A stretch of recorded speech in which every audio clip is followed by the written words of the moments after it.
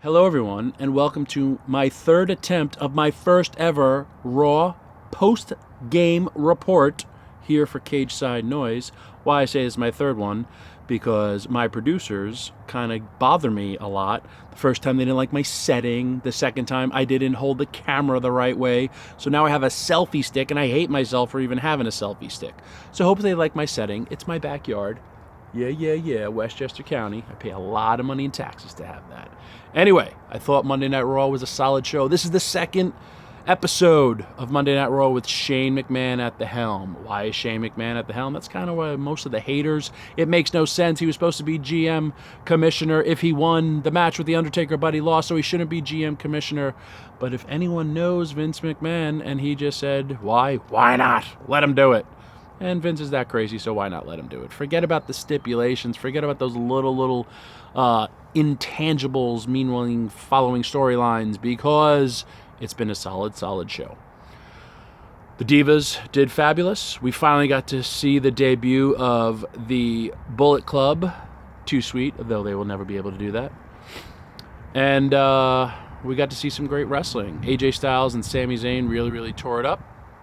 We saw an interesting main event with Roman Reigns and Bray Wyatt versus the League of Nations. I think the League of Nations are fabulous heels. Big props to Sheamus, Alberto Del Rio, and Rusev. And Roman Reigns, who the people like to boo. But you know what? They also like to cheer, so he's getting reactions, and that's what we work for in this business.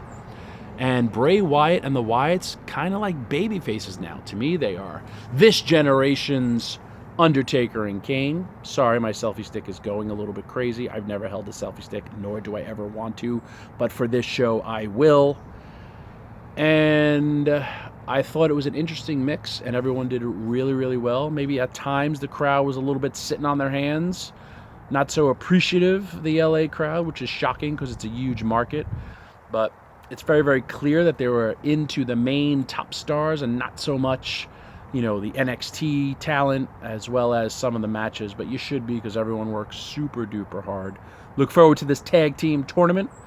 Tag team wrestling is alive and well. If you think about last year going into or out of WrestleMania, people weren't really talking about tag team wrestling, but now you have so many teams that are just, involved in the mix, and I think it's great. Because, tag team wrestling was a big MVP during the Attitude Era with the Dudley Boys, the Hardy Boys, Edge and Christian, the APA. And I think we got a whole revival kind of like that time.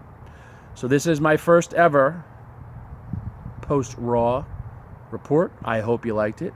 Welcome to my backyard. I will never hope to use a selfie stick again because it's a little wobbly, a little crazy.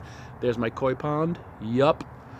Pay a lot of money to have a koi pond and live in Westchester County. Highest tax county in America. Pay most millionaires per capita. I am not one of them, but I pay taxes like them. And this is Tommy Dreamer signing out for Cage Side Noise.